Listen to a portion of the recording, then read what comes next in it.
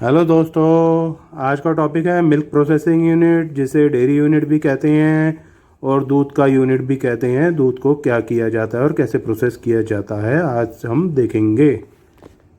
दूध के यूनिट में क्या क्या मशीनें होती हैं, चलिए उस पर थोड़ा ज्ञान प्राप्त करते हैं। पहला जो है वो है मिल्क प्रोसेसिंग टैंक्स। दूसरा है क्रीम सेपरेटर, जिसमें क्रीम को अलग किया जाता है। तीसरा है पेस्चराइजेशन, जो कि उसमें उसके जर्म्स और कीटाणुओं को मारता है।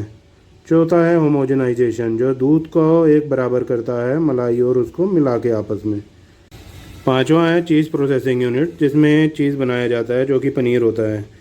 छठा है मिल्क पैकेजिंग यूनिट, जिसमें दूध को पैक किया जाता है थैली और बोतलों में। ये आगे हम देखते हैं क्या क्या आगे प्रोसेस में होता है। चलिए जानते हैं कि दूध जब आता है तो उसका क्या होता है। पहले तो दूध को मिल्क प्रोसेसिंग टैंक्स में स्टोर किया जाता है, जहाँ पे वो सब इकट्ठा होता है।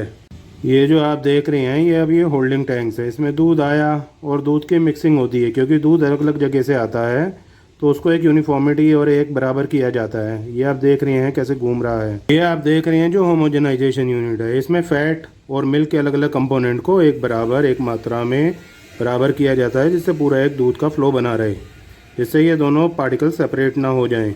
होमोजेनाइजेशन का ये सबसे बड़ा काम होता है। अब आते हैं हम पेस्चराइजेशन यूनिट में, जिसमें कीटाणुओं को ख़त्म किया जाता है। कीटाणु जो कि मिल्क की लाइफ को बढ़ने नहीं देते और उसे फाड़ देते हैं। जैसे आप देखते होंगे कि दूध फट गया, तो इसमें क्या किया जाता है, गर्म और ठंडे का चिलर और स्टीम दोनों चलते हैं, जो इसको शॉक दे के कीटाणुओं को ख़त्म करते हैं टाइम के साथ। ये सारा पेस्चराइजेशन का प्रोसेस हीट एक्सचेंजर के थ्रू होता है, जिसके थ्रू हीट एक्सचेंज होती है, या अथवा स्टीम की फॉर्म में, या तो ये होती है चिलिंग की फॉर्म में, ठंडे की फॉर्म में। अब आता है बटर यूनिट।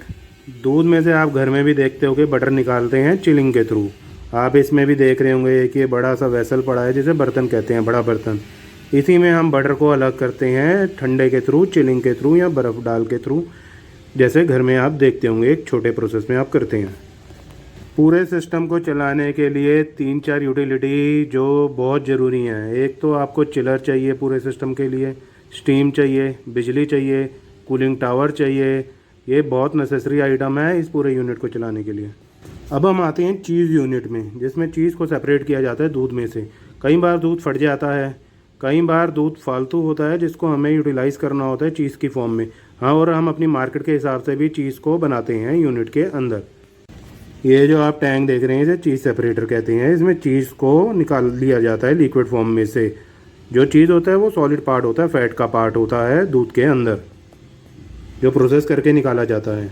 चीज़ को एक शेप दे दी जाती है, जिसके बाद वो कन्वेयर के थ्रू अपने सेक्शन में जाके पैकेजिंग के लिए आगे बढ़ता है।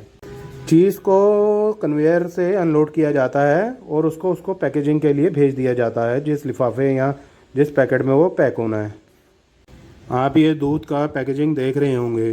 कई देशों में तो दूध बोतलों में पैक किया जाता है और कई देशों में ये पैकेट में मिलता है, जैसे भारत देश में, हमारे देश में। ये डिपेंड करता है गवर्नमेंट टू गवर्नमेंट, क्या रेगुलेशंस एंड रूल्स हैं किस फूड आइटम्स को लेके, और आप उसे कैसे मार्केट में बेच सकते हो। आप सबका दिल से हार्दिक धन्यवाद, और हमें सब्सक्राइब कीजिए और लाइक कीजिए ज़्यादा से ज़्यादा।